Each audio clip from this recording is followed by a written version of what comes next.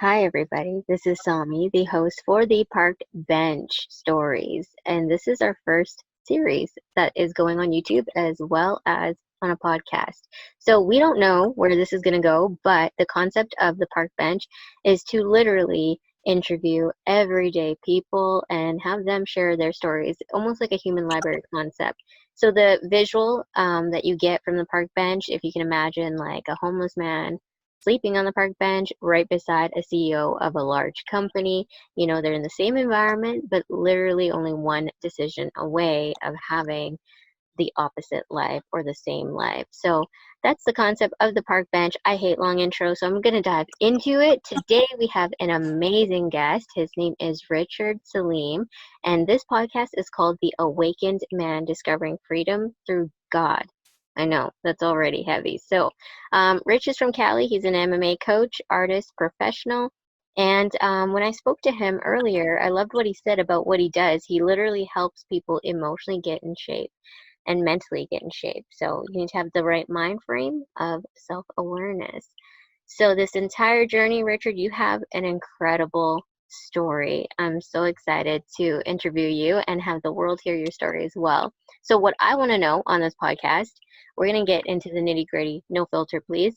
Um, where you were 5 years ago, what you went through, your darkest days, dancing with the demons, who you are today, the whole 180 turnaround. Is it 180, 360? How you discovered your freedom through God, and you know what? You have no idea the amount of violence it took to be this gentle. So, from your childhood trauma to becoming a real man, I'm gonna start with a really tough question.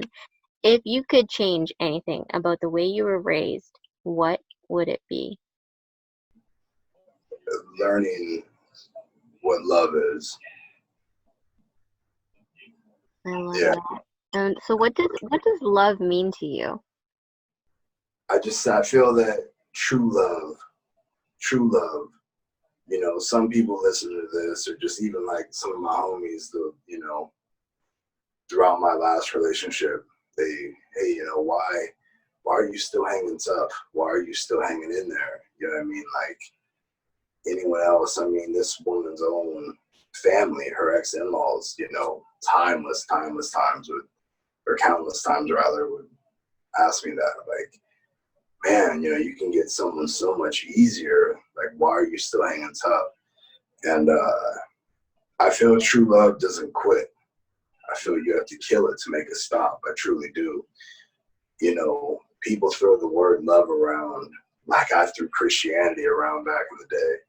People don't take the time to really understand the sanctity of love. The sanctity of love cannot be messed with. It cannot be abused. It cannot be used, none of that, because then you start to build up debt with the sanctity of that love. Love is something to never, ever take for granted or mess with, because there's certain people out here in this world that don't even have love. There's certain people out here in this world that forget paying for a hooker. They would pay just to have someone wake up and tell them they love them every day.